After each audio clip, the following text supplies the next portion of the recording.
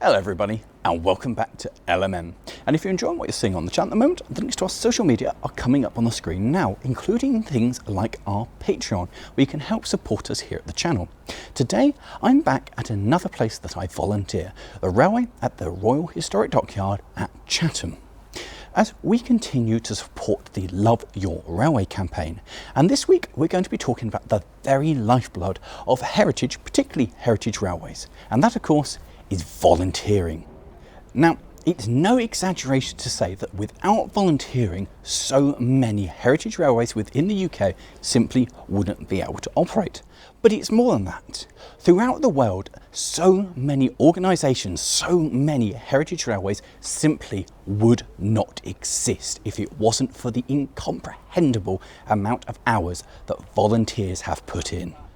Here at my home railway of the Mid-Suffolk Light Railway, there was nothing left, save a mound where a platform once was. Everything you see here has been put back by volunteers, people who came together with the amazing idea of putting back a railway of which almost all trace had disappeared, and not just to put it back, but to run it with more success and higher passenger numbers than the original railway. It's certainly one of the high points of volunteering, that sense of satisfaction by actually achieving something. Volunteering opens doors to a whole new world of experiences. And it's not just that, it's about being part of living history, making new friends and learning new skills. They're core parts of volunteering. But it's about finding your calling and doing something that you really enjoy. And of course, it's about doing something that others can enjoy as well. Volunteering is something that anybody of any age and from any walk of life can get involved in. It's made up of people just like you and me. It's important to remember that you don't actually need any experience in the industry in what you want to volunteer. All you really need is enthusiasm, a willingness to get involved, and a want to learn. There are places all over the country, in fact all over the world, who are crying out for people to get involved and to help out. Without them, many of these places simply won't be able to carry on. Despite all appearances, I didn't just magically become an engine driver. This is something that took me years to achieve, and it's something that, understandably, I am exceptionally proud of. I'm proud to be an engine driver. I'm proud that it's something that I've stuck with. And I'm proud because 5-year-old Lawrie had but one dream. He wanted to drive engines. And now, here I am. Not many people get to actually live out their childhood dreams, but thanks to volunteering, it's something that I can do. And there are so many other skills and other things I've picked up along the way which have literally made me a better person. So say I convinced you and you're starting to quite like the idea of volunteering. But now you're asking, but Lawrie, just how would I go about getting involved? Well, I'm so glad that you've asked. First, you need to take yourself to wherever it is you actually want to volunteer and find yourself a member of staff. Hello there. Oh, hello there. Can I help you? Yeah, I really like this place. I'm playing with the idea of becoming a volunteer. That's fantastic. So first thing is you'll need to sign up as a member of our railway. I can take you up to the office and we can sort that out for you. Done. Congratulations, you've done it. You've signed up as a volunteer. Quite a few places these days will also have a section on their website, either a volunteering or a get involved, where you can do the same thing. From there, you'll most likely be invited along for an orientation day, where you can see the sights and have a good look around, see the facilities, including the all-important area where you can make tea, or coffee, or whatever your beverage of choice is. And from there, you're ready to begin your volunteering journey. So maybe you're starting to think, actually, I quite like the sound of this volunteering, but what is it you'd like to do? To operate here at Chatham, we'll need drivers, we'll need firemen and second men, we'll need a shunter, and we'll need a person in charge of the line just to run our demonstration goods train. At the Midi, when we're offering passenger services, we'll need porters, a station master, ticket collectors, and a guard. not to mention somebody to run the bar. And if it's a bigger railway, then you'll need a signalman as well. And if you're running multiple trains, or you have multiple signal boxes, you'll need multiple signalmen, multiple guards, multiple ticket collectors, multiple porters for multiple stations.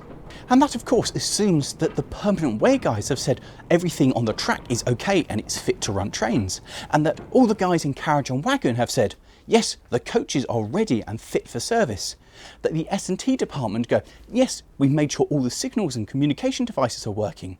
And the Loco team have said, yep, we've done everything we need on the engine and she is in fine fettle and ready to go, which depends that everybody in the engineering department have done all the repairs, made the bits and done everything that all the other departments have asked of them.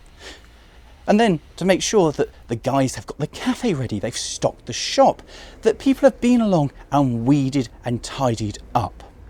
We need people to do all of this just so we can run a train. So many volunteers give their time behind the scenes just to make your visit, your train ride possible. And without them, these trains won't run.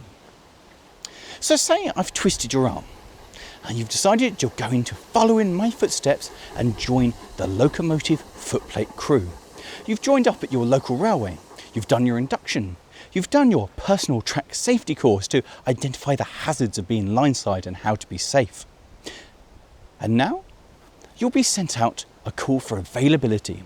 You'll select however many dates you're happy to commit to, and then from everybody's availability, a roster will be created, and you're well on your way to becoming part of a heritage railway.